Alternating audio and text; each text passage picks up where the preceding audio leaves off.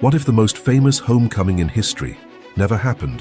What if the sun kept walking past the next village, past the next horizon, and simply never looked back? No sandals in the dust, no distant silhouette on the hill, no feast, no music, no reunion, just a father standing at the edge of a road that leads nowhere, asking a question that has no answer. Where is my son? That is the story we're about to tell, and it will be harder than you think, because here is what nobody tells you about the parable of the prodigal son. There is a version where the father never stops waiting, a version where the chair stays empty, a version where the robe is folded, the ring polished, and the fatted calf grows old and dies, still unkilled, a version where love does not get its moment, where grace never finds its address, where a father's heart becomes a house with no one inside. That version exists, and tonight we are living it. His name does not matter. Let us call him what he was: a father, a man who had 2 sons, a piece of land, a name in the village, and a life that made sense. He woke before sunrise to check the fields. He laughed at dinner. He kissed his wife's forehead. He argued about small things and forgot them by morning. He was the kind of man who believed that if you loved someone with enough patience, enough grace, they would find their way back. His younger son did not share that belief. The younger son was restless in the way only the young can be, magnificently, catastrophically restless. He looked at the family land and saw a cage. He looked at his father's life and saw a warning. He wanted the city, the music, the strangers, the feeling of choosing his own name in a place where no one knew his father's. So he walked into the house one afternoon and asked for his inheritance. Early, now, while you are still alive, and I am still young enough to ruin it. The father could have said no. He could have argued, threatened, wept, bargained. Instead, he divided his estate, placed half in his son's hands, and watched him pack. He told himself it was love, that you cannot hold a river in your fist. He walked him to the road, embraced him longer than the son expected, watched him disappear over the hill, then went back inside, sat at the table, poured a cup of wine he didn't drink, and waited. That was year 1. In year 1, waiting feels almost noble. There is purpose in it. He scanned every face that passed, kept the window open at night, told the servants his son would be back before the harvest, said it with the confidence of a man who has never been wrong about his children. He told his wife, his elder son, anyone who would listen. The certainty was real then, barely covering the beginning of a fear he had no name for yet. But the harvest came, and the son did not. Year 1 became year 2. Year 2 became year 3. The road stayed empty in that particular way. Roads stay empty when you need them not to be, full of everyone except the one person that matters. Merchants came, travelers passed. The father asked each one quietly, as if it were not the only question he had, whether they had seen a young man, dark eyes, strong hands, perhaps working somewhere near a river. They shook their heads, some with pity, some without. He thanked them anyway, because that is the particular cruelty of this kind of waiting. It teaches you to be grateful for nothing, just to have something to hold. A rumor becomes a rope. A second-hand sighting becomes a week of hope. And still, every evening, without fail, he walked to the top of the hill, stood there, looked at the road, and waited. If this story is already pulling at something inside you, stay with us. Subscribe so you don't miss what comes next, because we are just getting started, and it only gets harder from here. The 3rd year is when a father stops correcting people. In the 1st year, when neighbors said, "I'm sorry about your son," he would respond, "He'll be back," calm, certain, almost offended at the suggestion otherwise. In the 2nd year, he said, "We're still waiting for news," measured, hopeful, a man managing expectations. But by the 3rd year, when someone expressed sympathy, he simply nodded, said thank you, and changed the subject. That is not defeat exactly. It is something worse. It is the slow, private reclassification of hope from belief into habit. He still went to the hill every evening. He still kept the chair at the table. He still told the servants to prepare an extra portion at meals every single night without explanation, and they obeyed without asking, because they understood what it meant, and none of them had the heart to suggest otherwise. But somewhere deep behind his eyes, something had shifted. The certainty was gone. In its place, something quieter and far more dangerous. Love without deadline is one of the most terrifying things a human being can carry. Because a deadline, even a painful one, gives you a resting place. Grief with a timeline is brutal but survivable. You can mark it, count down to it, outlast it. But waiting for a son who may or may not still be alive, in a world with no way to send a message except through the mouths of strangers, that kind of waiting has no resting place. It simply continues, like a wound that has learned to be polite about itself. His elder son watched all of this, a good man, genuinely good, who quietly took on more responsibility, without making a production of it, kept the estate running so his father would not have to think about ruin on top of absence. He did not resent his brother yet. He simply missed him, in the practical, unpoetic way you miss someone who used to share the weight. But the elder son also noticed something nobody in the village talked about. His father was aging in a particular way, not the ordinary aging of time and labor, but the specific aging of sustained heartbreak. It was in the posture first, a slight forward lean that never fully disappeared, as if he were perpetually beginning the motion of running towards someone. Then in the eyes, not sad exactly, but tuned to a frequency nobody else in the room could hear. Then, gradually, in the appetite, the father who once ate with the pleasure of a man grateful for his life, now ate the way you eat, when eating is simply something the body requires. The elder son started sitting beside him more, not saying anything, just being present in the space his brother had left behind. It was the best he could do. What happens to a man who hopes for years without resolution?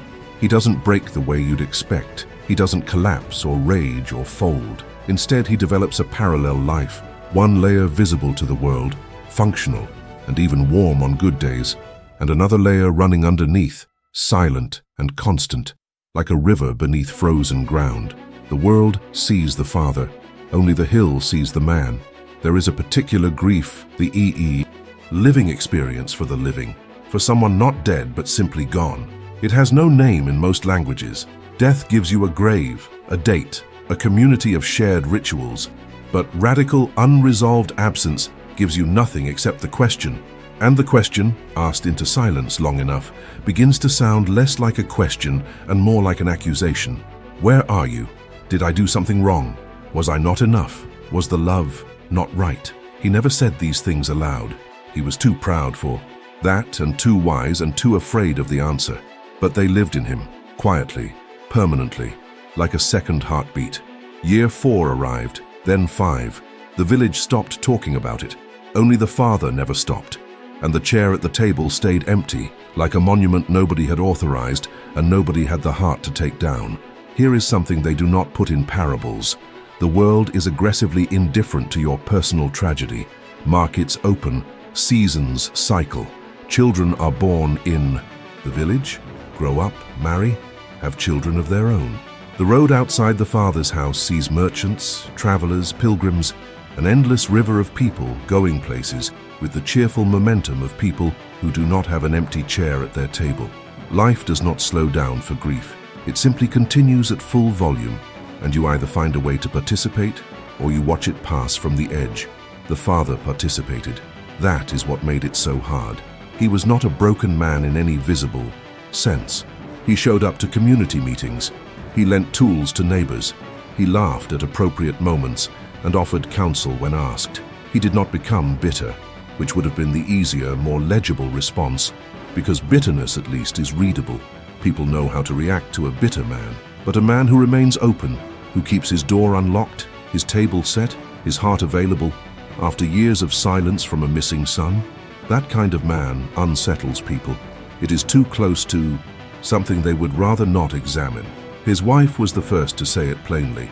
"You need to let go of the door," she told him one evening, in the light of an oil lamp while the house was quiet.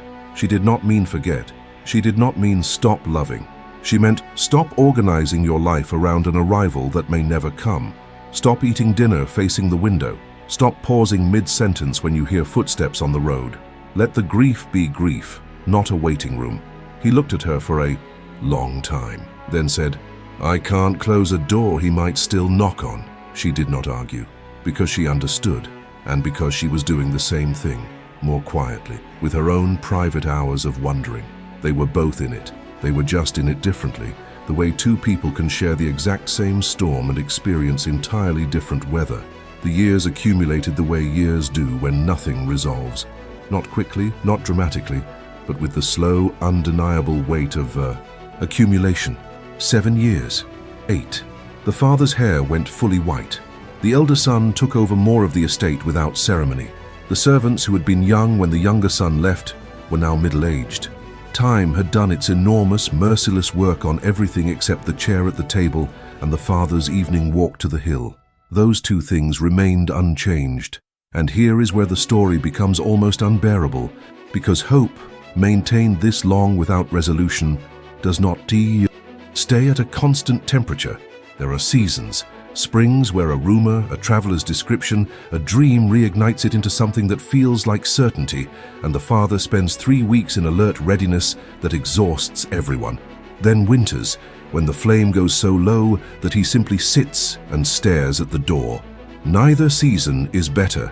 Both are forms of the same love, expressing itself in the only directions it has left. The elder son asked him once, directly, carefully, "Father, if he came back today, would you be angry?" The old man looked at his son and smiled, and it was the saddest smile his son had ever seen on a human face.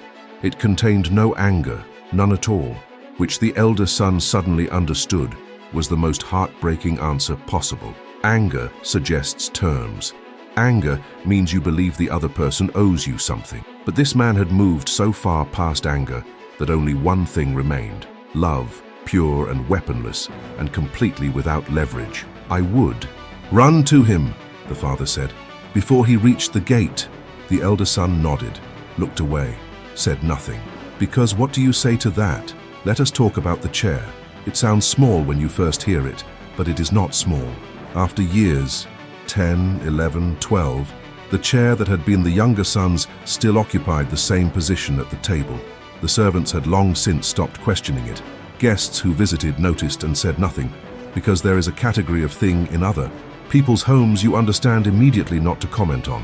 The chair was clean, always. Set properly, always. A plate placed before it at every meal, without fail, for more than a decade. This was not denial. That is the part that matters. The father was not a man who had convinced himself the boy would come bounding through the gate any day. He knew enough about the world to understand the weight of time and distance. He knew, in the way parents sometimes know things they cannot speak aloud, that the road had taken his son somewhere it might not easily give back. He was not naive. He was simply a man who had decided, with full awareness, with deliberate intent, that he would not remove the chair, because removing the chair would mean something he was not ready to mean. There is a difference between accepting absence and endorsing it. The father had accepted. He had adjusted his life around the shape of the absence, learned its contours, made peace with its daily weight. But to take the chair away, to fold the napkin and put it in a drawer, to tell the servants, only 3 settings at dinner from now on, that felt like declaration, and he was not willing to make that declaration. Not because he was weak, but because he had decided his love would not require a return on investment to remain active, which is either the most beautiful thing in the world or the saddest. Probably both. Meanwhile, life had quietly restructured itself around the absence. The elder son had married. There were grandchildren now, small and loud and blissfully unaware of the complicated emotional architecture of the household they were born into. They called the old man grandfather and climbed on him with the casual physical confidence of children who know they are loved absolutely, and he received this with genuine joy, because grief and joy are not opposites. They coexist with a fluency only long experience can teach. The grandchildren asked about the empty chair. Of course they did. The grandfather told them simply, "That is your uncle's place. He is away. We keep it ready in case he comes home." The children accepted this completely, because children have not yet learned to find permanent absence more plausible than hope. They occasionally left small things on the chair: a flower, a fig, a drawing. The grandfather watched this happen and said nothing, and the look on his face during those moments was the kind that cannot be described, only witnessed. And every evening, still, impossibly still, he walked to the hill. His legs were slower now. Sometimes his elder son walked beside him without being asked, which the father accepted without comment, because he understood it was an act of love, and love deserves not to be argued with. He would stand at the top of the hill, looking down the road, and the road would offer what it always offered: distance and the suggestion of possibility, and nothing else. He was not waiting for a miracle. He had outgrown miracles. He was simply refusing to pretend the door was closed when he had never closed it, being with the full force of his remaining years a father. Not the easy kind that loves when love is rewarded, the rarer kind that loves into silence, loves into absence, loves without any reasonable expectation of return, the kind that breaks you open slowly, year by year, until you have stopped separating yourself from the grief because continuing feels more important than understanding. Year 15 or 16. The accounting had grown imprecise in the way that very long pain tends to obscure its own timeline. It was a winter evening, and the father had gone to the hill as he always did, and the road was empty as it nearly always was, and the wind was cold in a way that felt personal. He stood there longer than usual, and something happened that had never happened before in all those years on that hill. He almost turned around without looking, not because he gave up. That is too simple a story. It was subtler, the first moment in 15 years when the walk to the hill felt not like hope, but like performance. Like he was going through the motions of vigil because stopping felt like a betrayal, not because he genuinely expected to see anything at the end of the road. For one cold, honest, unguarded moment, standing in the wind with the sky going dark above him, he thought, what if the hoping has become its own prison? And that, strangely, was the most dangerous moment of all, because there is a particular exhaustion that does not feel like exhaustion until it speaks. It sounds reasonable. It sounds like wisdom. It says, you have done enough. You have loved enough. You have waited enough. No one could ask more of you than what you have already given. Every word is technically true, which is exactly what makes it so lethal. The father stood in the wind and heard every word of it, and felt, for the first time in 15 years, genuinely tempted. He sat down on the hillside, which he had never done before. He sat on the cold ground and looked at the road and felt the full, unfiltered weight. Not the romanticized version, just the actual weight. The tiredness, the wondering, the decade and a half of dinners with an empty chair, the grandchildren who had never met their uncle. The question that had lived in him so long it had stopped feeling like a question and started feeling like a second skeleton inside him, holding everything up at a cost he had long since stopped counting. He sat there for a very long time, and then, not dramatically, not because a sign appeared or a voice spoke, he simply stood up, brushed the dirt from his robe, straightened himself, and looked at the road one more time. The road was empty. The road had always been empty, but the road was still there, and so was he, and one of them was going to blink first, and the father had decided, without language, without ceremony, that it would not be him. He went back, down the hill, ate dinner, looked at the empty chair, put his hand on it for just a moment, then withdrew it, finished his meal, and went to bed. His elder son, watching from across the table, noticed the gesture and understood everything about it, and said nothing, because some things are too precise for words and too important to be made ordinary by speaking them aloud. Here is what no parable tells us. There is no guarantee. There is no narrative payoff written into real love the way it is, written into stories. The parable ends with a feast because it is engineered for resolution. But the father's love was not engineered. It was simply love, in its most inconvenient and most human form. The kind that continues when continuation makes no obvious sense. And that is exactly the kind that costs the most. The next morning he woke before dawn, walked to the window, looked out at the road the way he had every morning for 15 years. The light was gray. The air smelled of winter. Somewhere far away, a rooster made its early, oblivious case for the morning. He stood at the window for a long moment, then went to wake the household, made sure the chair was set at the table, and began another day, because that is what love does, when nobody gives it permission to stop. One morning at a time, one evening on the hill at a time, one empty chair at a time. Let us end where we must, with the sentence this story was built around. The sun never came back. We are not going to soften it. We are going to let it sit there, exactly as heavy as it is, because that is what the father lived with, not as a literary device, but as the actual daily texture of his remaining years.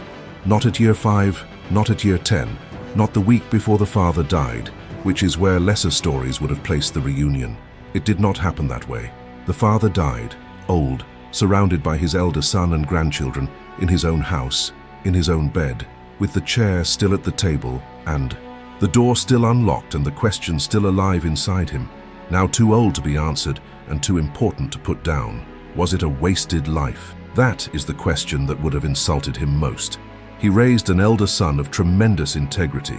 He was a presence in his community, shaped by decades of holding something unresolved without being destroyed by it, which gave him a patience and depth that ordinary unbroken men rarely develop. He loved his wife. He laughed with his grandchildren. He remained by every visible measure a man who had chosen to live and had largely succeeded. He did not waste a day pining. He simply never stopped hoping, quietly, privately, while also continuing to live. And that may be the hardest and most underrated human achievement of all. What does it mean to love someone who does not return?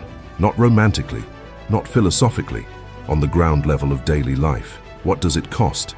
And is it worth it? The easy answer: it destroys you. The cheap answer: love always finds a way. The true answer is more complex. Love maintained without return does not cancel itself when unrequited. It continues at its own expense, and the person carrying it is changed by the carrying and not entirely in the direction of suffering. The father was not just a man who waited. He was a man who, in waiting, became something. A quiet monument to the possibility that love does not require leverage to be real, that grace does not need a recipient to be genuine, that a door left open is not naivety, but a form of courage very difficult to sustain and very easy to misread from the outside. He never stopped going to the hill, not once. In his last years, when his legs could no longer make the full walk, his elder son helped him to a chair near the top and sat beside him, and they looked at the road together in silence, the way two people look at something when there is nothing left to say and everything left to feel. The father looked at that road with an expression that had no name in any language, but contained simultaneously grief, love, acceptance, stubbornness, tenderness, and something not quite peace, but living adjacent to peace, when peace itself is unavailable. The moment he died, the elder son quietly removed the setting from the table, without anger, with the specific, dignified grief of someone performing a ritual waited for too long.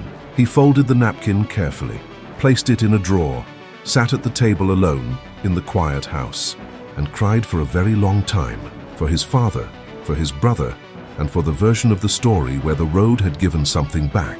So here is the final question, the one we leave you with. If no one is watching, if no resolution is guaranteed, if the road offers nothing but its own indifferent distance, what does love do? Does it close the door? The father already answered that. He answered it every evening for the rest of his life, in silence, with his body, without an audience. And that is what makes this version. No feast, no reunion, no fatted calf, perhaps the more honest one, perhaps the most human one, and quietly, the most devastating and most beautiful of all. Some doors are kept open not because someone is coming, but because love, at its most essential, is not about arrival. It is about the willingness to keep waiting when waiting is all that is left. Even then, still then, always then.